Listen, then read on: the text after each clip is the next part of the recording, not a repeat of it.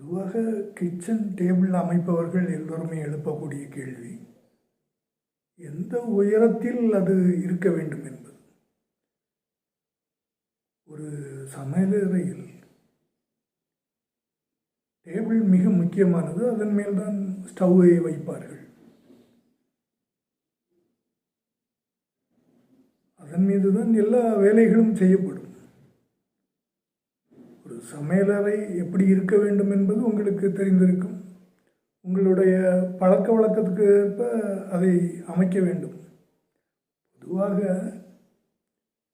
Stove எந்த உயரத்தில் இருக்க வேண்டும் என்பதை பலரும் தீர்மானிக்க வேண்டும் என்று விரும்புவார்கள்.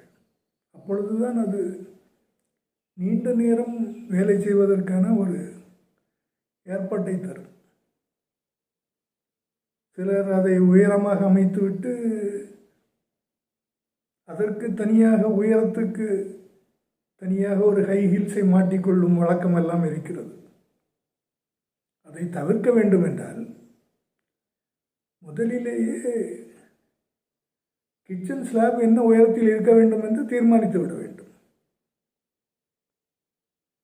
பழக்க வழக்கத்துக்கு ஏற்பதான் நாம் கிச்சனை வடிவமைப்பு செய்வது நல்லது. சிலர் அதை வேறு விதமாக வடிவமைத்துக் கொள்ளலாம் என்று நினைப்பார்கள். பொதுவாக கிச்சனில் நீண்ட நேரம் வேலை செய்பவர்கள் இருக்கிறார்கள்.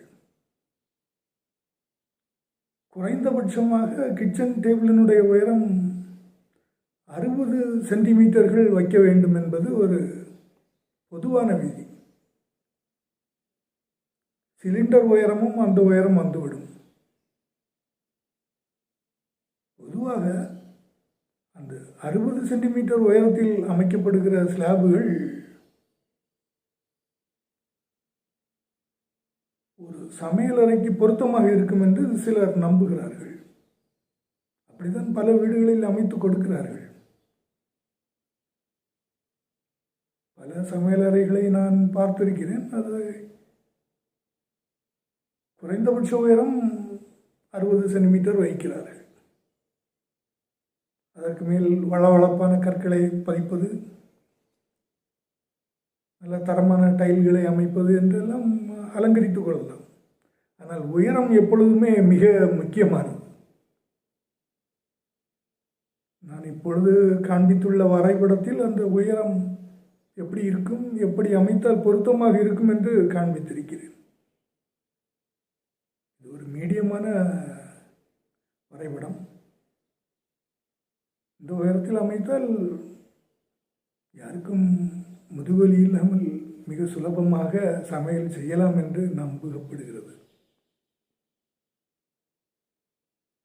பொதுவாக சமையலறை அமைப்பவர்கள் யூடியூப் பார்த்து கற்றுக்கொள்வதாக எல்லாம் சொல்லப்படுகிறது. ப்ராக்டிக்கலாக என்ன இயலுமோ அதை முயற்சி செய்யலாம்.